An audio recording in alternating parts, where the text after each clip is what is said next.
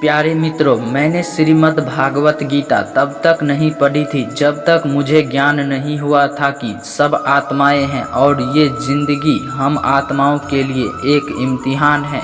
हम अपने अंदर से अपने सबसे अच्छे रूप को बाहर निकालना और श्रीमद् भागवत गीता इस इम्तिहान को पास करने के लिए अहम किताब है। भागवत गीता के 18 अध्याय हैं। यह संस्कृत में परमात्मा द्वारा दी गई है। समय के साथ संस्कृत भाषा रोजमर्रा की जिंदगी में निकल गई और यह ज्ञान मनुष्य से दूर हो गया।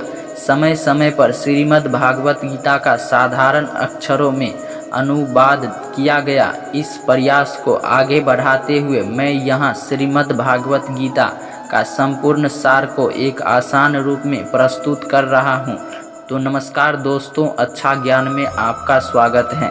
ये ज्ञान परमात्मा ने भगवान श्री कृष्ण के द्वारा बड़े धर्म युद्ध महाभारत की रणभूमि कुरुक्षेत्र में अर्जुन को कुछ 5000 साल पहले दिया। यह वो वक्त था जब धर्म का बार बार उल्लंघन हुआ। परमात्मा का डर मनुष्य से निकल गया। लालच की होड़ में भाई ने भाई को मारने की कोशिश की और यही नहीं, एक ब्याहता को भरी सभा में अपने बड़ों के सामने अपमानित किया गया। इससे पहले कि मनुष्य जाति धर्म युग के निकलकर पूर्ण रूप में कलयुग में जाति युद्ध की रणभूमि में युद्ध से कुछ पहले परमात्मा ने गीता भगवान श्री कृष्ण के द्वारा मनुष्य जाति के कल्पना के लिए दी गई थी। गीता परमात्मा द्वारा दी गई किताब है जो किसी एक धर्म के लिए नहीं बल्कि पूरी मनुष्य जाति के लिए है, पूरी इंसानियत के लिए है, सब आत्माओं के लिए है। क्योंकि ये आत्मा को परमात्मा के बारे में, उनकी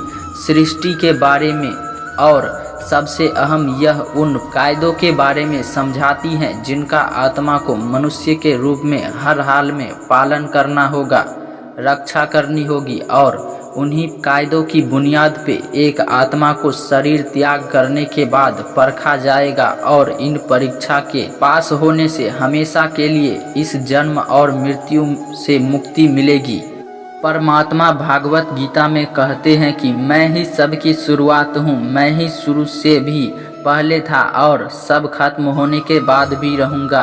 सब मुझ में है और मैं सब में हूँ। जो भी तुम छू सकते हो, देख सकते हो, चल सकते हो या सुन सकते हो, सब मैं हूँ। ये नदियाँ, पहाड़, सूरज, ग्रहण, चांद, सितारे सब मैंने बनाए हैं।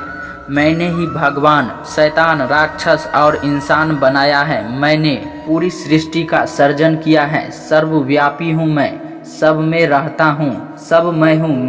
मैं ही ब्रह्मा बनकर सब बनाता हूँ और मैं ही रुद्र बन के सब नष्ट कर देता हूँ।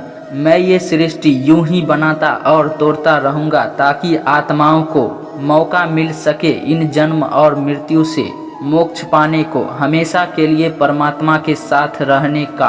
भगवत गीता कहते हैं कि इस सबसे बड़ी परीक्षा के लिए परमात्मा ने प्रकृति का निर्माण 5 तत्व हवा, अग्नि, जल, पृथ्वी और ईथर से किया, जिन्हें हम छू के, चख के, सूख के और देख के हम समझ सकते हैं, पर खुद परमात्मा इन 5 इंद्रियां के समझ से बाहर हैं। इन्हें आत्मा इन इंद्रियां से नहीं जान सकती। आत्मा 5 इंद्रियां के साथ वैसे ही है जैसे एक लोहे का रोबोट, जैसे अपने बनाने वाले का कोई पता नहीं होता। अर्जुन को भी परमात्मा का विराट रूप देखने के लिए भगवान श्री कृष्ण ने दिव्य नेत्र दिए।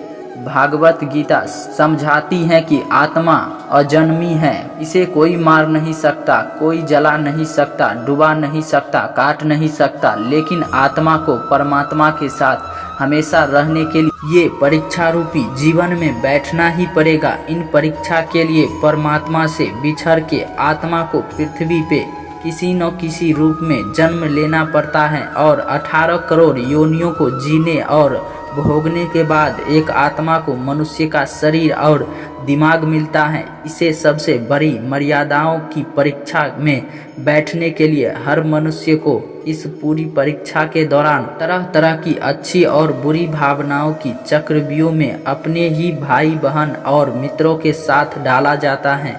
इसमें हर आत्मा को अपने अंदर के तामसिक और राजसिक अवगुणों से निकल के सात्विक जीवन में प्रवेश करने के मौके मिलते हैं। तो दोस्तों वीडियो पसंद आए तो वीडियो को लाइक कर दीजिए और चैनल को सब्सक्राइब कर लीजिए। धन्यवाद।